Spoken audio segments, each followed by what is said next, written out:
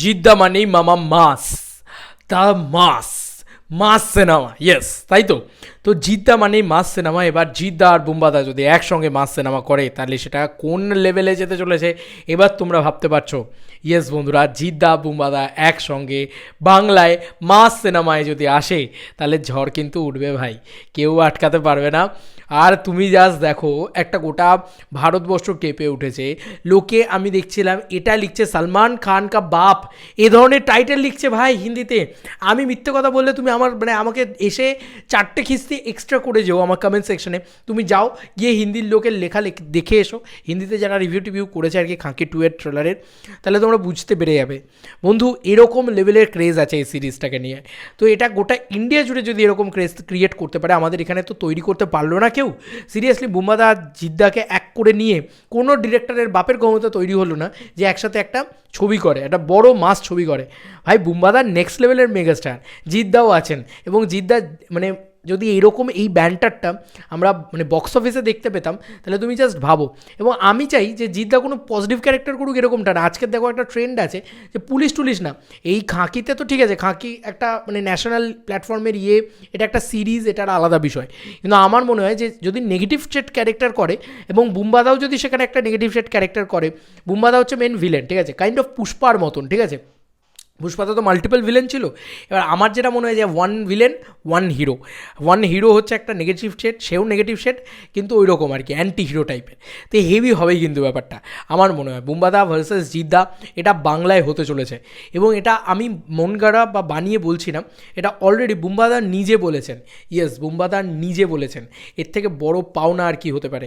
Yes, already troll জি theatres যে পেজটা রয়েছে তারা বলেছে তবে বেশ হয়, এবং সবাই এটার অপেক্ষায় রয়েছে।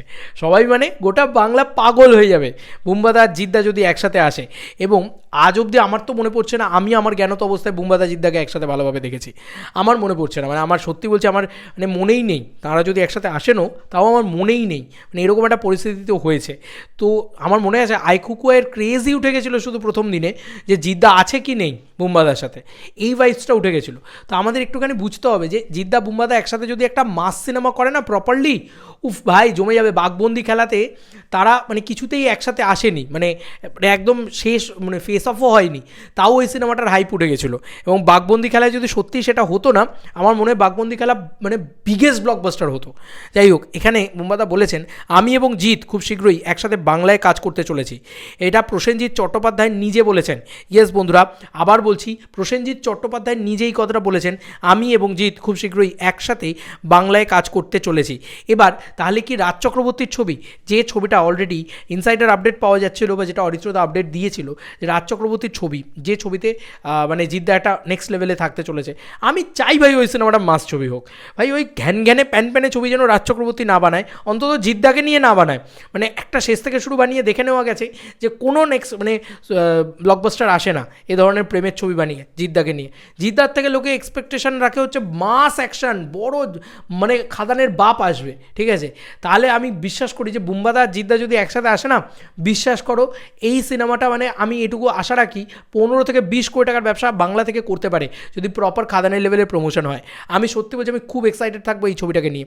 এবং এটা যদি রাজ চক্রবর্তী ডিরেক্ট করে 16 কলা পূর্ণ হয়, 16 কলা পূর্ণ যাকে বলা যেতে পারে, একদম কনফার্ম যে তারা একসাথে আসছে, এবং সেটাই কিন্তু স্ক্রিপ্ট লক হয়ে গেছে, সিনেমা লক হয়ে গেছে। নাহলে বুম্বাদা একটা ন্যাশনাল প্ল্যাটফর্মের ইয়েতে বসে, স্টেজে বসে সেই কথাটা বলতে পারে না যে বুম্বাদার মতন বড় সুপারস্টার, সে কিন্তু আগেও বলেছে যে আমার 2 ভাইকে নিয়ে আমি আসবো, ঠিক একদিন না একদিন আসবো, দেব এবং জিৎকে একসাথে নিয়ে আমি আসবো, এই কথাটা কিন্তু বুম্বাদা বলেছে এক টাইমে।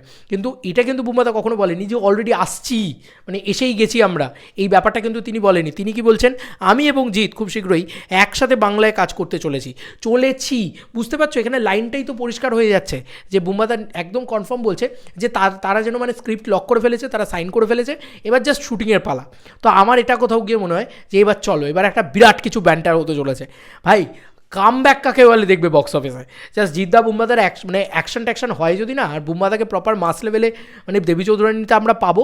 দেবী চৌধুরানী হচ্ছে বুম্বাদার বাঘাযতীন আমার মনে হয়। দেবদাস যেরকম বাঘাযতীন করে অ্যাকশানে ঢুকেছিল, যে অ্যাকশন বিশাল, বাঘাযতীনে কিন্তু বেশ ভালো অ্যাকশন ছিল, তারপরে খাদান হয়েছে, তখন কিন্তু লোকের মজা লেগেছে। তো ওই স্টেপ বাই স্টেপ আসছে। বুম্বাদার দেখো একটা দশম অবতার, তারপরে একটা দেবী চৌধুরী, দেন তারপরে একদম পুরো ফুল ফ্লেজেড কমার্শিয়াল ছবিতে ঢুকবে, সেটা হচ্ছে একটা খাদান আসতে চলেছে হচ্ছে বুম্বাদা এবং জিদ্দার একসাথে। আমার এটা মনে হচ্ছে কোথাও গিয়ে। এটা ভাই মানে এটা যখন আসবে না, এটা যদি একটা অ্যানাউন্সমেন্ট আসে না বক্স অফিসের একটা ছবির, এবং দুজনে ওরকম অ্যান্টি হিরো, ওরকম একটা বাওয়াল হবে, দুজনের সাথে টাসেল হবে, হাতাহাতি হ্যান্ড কম্ব্যাক্ট অ্যাকশন করবে, ভাই শেষ হয়ে যাবে। আমি এইটুকু বলতে পারি, শেষ হয়ে যাবে, সব তছ নচ করে দেবে বক্স অফিসে। আমার এটা মনে হয়। তোমাদের কার কি মতামত এন্টায়ার ভিডিওটাকে নিয়ে জানিও কমেন্ট সেকশনে। চলো বন্ধুরা, নতুন কোনো ভিডিওতে দেখা হবে, বাই।